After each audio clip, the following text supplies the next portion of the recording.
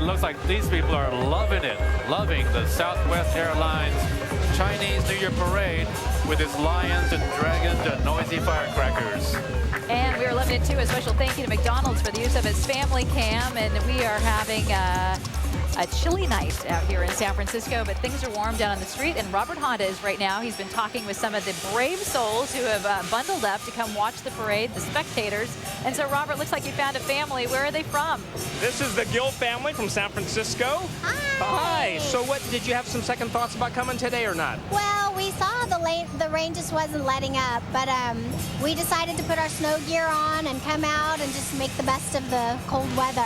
Oh, and the Hernandez family, you had the same idea, right? Yeah, we wouldn't miss it for anything. We just got them bundled up in their snow clothing. See, it doesn't take that much. Just bundle up and come on out. And Robert, is this their first experience of watching the parade in live? Is this your first experience with the parade? Yes, it is. This What do was you think? spectacular. Nothing like it. It was just wonderful. You know what, we hear that a lot, don't we? We do. Robert, thank you.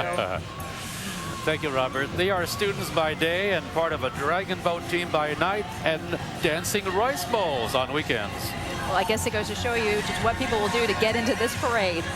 These dancing rice bowls are a coveted role, actually. A special thank you to Galileo High School's dragon boat team for getting into the New Year's spirit. I think I know how Buddha got his big round belly. He's been riding around on the Lucky Supermarkets float. There it is. Yeah, but chasing after those dancing rice bowls is sure to keep the enlightened one slim and trim. The float features a pot full of fortunate bunnies surrounding the jovial symbol of generosity and goodwill himself. The lucky rabbits are holding papers with declarations of good wishes for the new year. And some of the Chinese symbols adorning the float, if you are even looking for the symbols, include candies for a sweet life and laces and oranges representing prosperity in the new year. Our parade honorary marshal is Frank H. Wu, the first Asian American to serve as dean of UC Hastings College of the Law.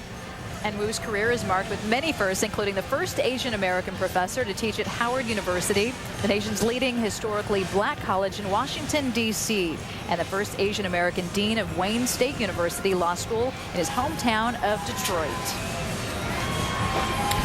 This next marching unit has cycled through the Zodiac and then some. Let's welcome back Chinese Christian Schools for its 16th straight appearance. The school boasts one of the largest Mandarin Chinese language programs outside China. And let's watch them.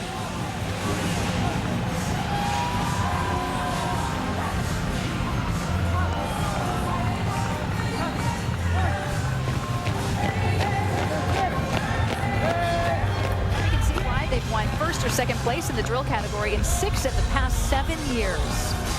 And as you can see, they are wearing shining white tops, pressed black slacks, and beautiful berets accented by red ascots and shoulder cords. The Chinese Christian schools looking sharp tonight. From the Thunder Valley Casino in Lincoln. The casino pays tribute to the sociable rabbit, which surrounds himself with treasures symbolizing togetherness and endless good fortune. Another great looking glittery float.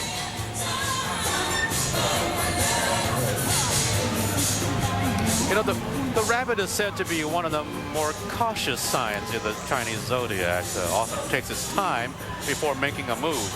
They are also the ones most likely to win a game of strategy.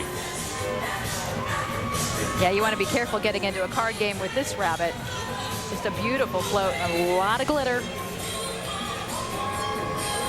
Thunder Valley Casino is wishing everyone a happy and prosperous new year. They're waving to the crowd as they make their way up Geary Street, just one of more than a couple of dozen floats in tonight's parade, and the people have worked so hard to put these floats together, spending many, many hours. And what'd you say, how much glitter, Ben? 400 to 500 pounds, according to David Thomas. That's a lot of glitter. This is big money, but kids often get red envelopes, as we have talked about. The lacee is very important because it allows the receiver to accurately measure the strength of social relationships. And by the way, it's considered bad taste to open a red envelope in front of the giver. Okay, so we won't do that.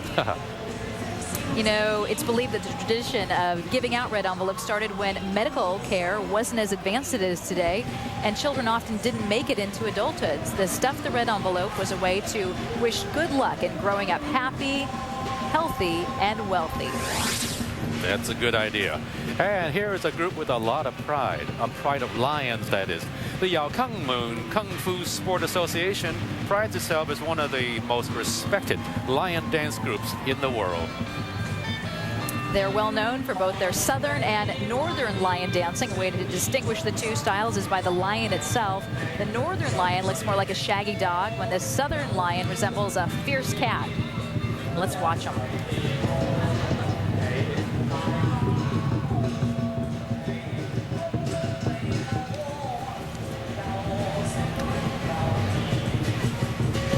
Yao Kang Moon's performance is arranged in a particular sequence, which is symbolic in Chinese culture. The lions represent the beginning of the performance, and the dragon, the end. It's the idea of finishing what you have started.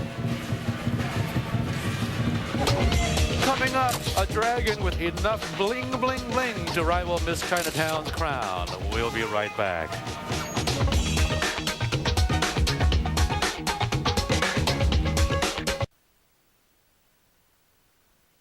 Hi, my name is Joseph Wong, and on behalf of all the McDonald's owner-operators in the Bay Area, we wish you and your family a happy and prosperous new year. And hey, welcome back to the Southwest Airlines Chinese New Year Parade. It's a time to start anew. So what do you say, Julie?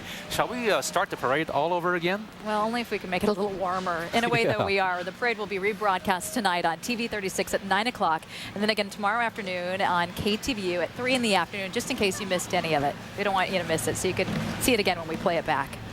And we want to just talk to you and say welcome back. And we are keeping warm out here along with all the parade. If you can see behind us, people out on the street, they've come from all over to check out this parade, even though it's chilly and it's rainy and drizzly out here on the streets of San Francisco. But look at the people to the right of your screen. They've got their umbrellas, their slickers, they said their snow gear, and they're not staying away. They love this parade. Let's head on back down to the street now. And Robert Honda, what do you have there, Robert? Well, Ben, we're taking a look at the parade, obviously, from the ground level. But we've also been talking to a lot of people tonight, and they have really been thrilled about a lot of different things, especially for the Asian American community. You were talking about Ed Lee, who we saw earlier, the Grand Marshal for the parade, the mayor of San Francisco, but also Jean Quan, the Oakland mayor, as well as Assemblyman Paul Fong and Cupertino, a number of different Asian American leaders who have emerged in the Bay Area this past year. And they say that it's really kind of a celebration of that, as well as the Chinese culture that takes place at the parade here. And so talking to people at the parade, there's kind of an interesting sense of pride, especially among people of the various Asian American communities. Yeah, certainly. Robert, thank you. You know, one of the most recognizable characters in the world, Ronald McDonald, is in the house tonight. The Golden Arches mascot presides over the parade atop a giant, whimsical Chinese yo-yo. This McDonald's float is like a potpourri of Happy Meals toys. If they had Happy Meals hundreds of years ago, that is. Plus, no batteries required for these toys. They're all fueled by the natural power of a child's imagination. And there's Ronald. At the top of the float right there, waving down, and the kids below him. There he's giving a thumbs up to the crowd. Looking good, Ronald McDonald. And following the float are 2 scholarship recipients of Ronald McDonald House Charities. Vanessa Chu was awarded the scholarship in 2004 as a student at Berkeley. She's now attending UC Hastings College of Law. And next to Vanessa, her brother Lauren Chu. He's the 2009 scholarship recipient and is pursuing architecture at UC Berkeley. Happy New Year to them. There he goes. He's going to wave now. The Silver Legacy Casino in Reno wants to make it a prosperous new year for everyone. So they brought in a little help. It's the Money God. It's always nice when you can get a little help from your friends. The royalty of riches sits atop his priceless jade throne, bestowing wishes of wealth and happiness. And even the Money God has friends in high places hanging out with him. So colorful right now. He's holding gold ingots. They're waving to the crowd, smiling. They're looking up at, I think, at the windows at Macy's there with all the people lined up, catching the bird's eye view of Aguirre Street.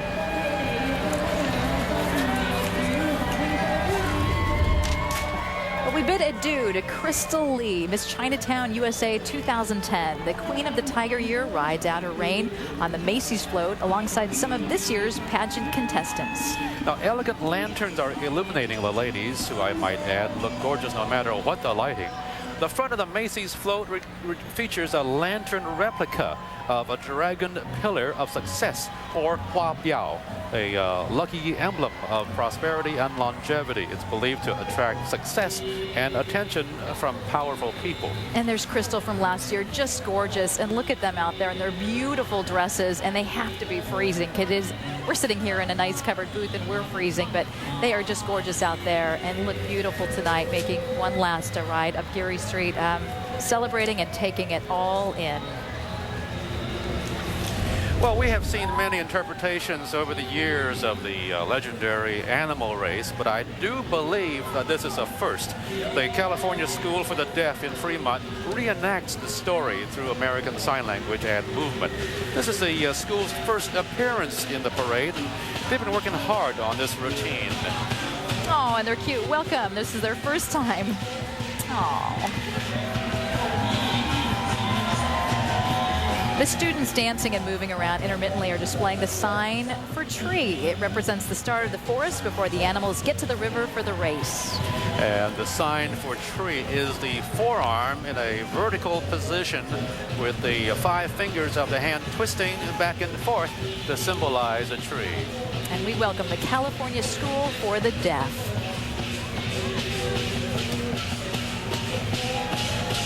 No distance too far, no injuries too great to keep the San Gabriel Valley Chinese Cultural Association from participating in this Chinese New Year parade. That's right, Ben. This persistent group from the Los Angeles area travels up north each year, sometimes braving weather, and they're definitely doing it tonight. Yeah, as well as traffic. The association's recognizable 2 dragons, Lily and Herb, are usually in tow. Unfortunately, Herb suffered a career-ending jaw injury in this parade last year and was forced to retire. In Herb's place is a new dragon, Barney. So, gong hei fa choi and welcome to Barney. Okay, a little bit about the dragons now. The neon pink, yellow, and black dragon, that's Lily. She's considered a high-speed trick dragon. And then the black and red dragon, Ben. Oh yeah, that's Barney, the steam-breathing dragon. There it is with the bling. He is black and red and adorned with dazzling Swarovski crystals. Wow, look at that. That's a rich dragon. San Gabriel Valley Chinese Cultural Association out there tonight. Just beautiful. Don't go away. The secret phrase is coming up for your chance to win 4 tickets to anywhere Southwest flies. Enter to win at KTVU.com after the parade.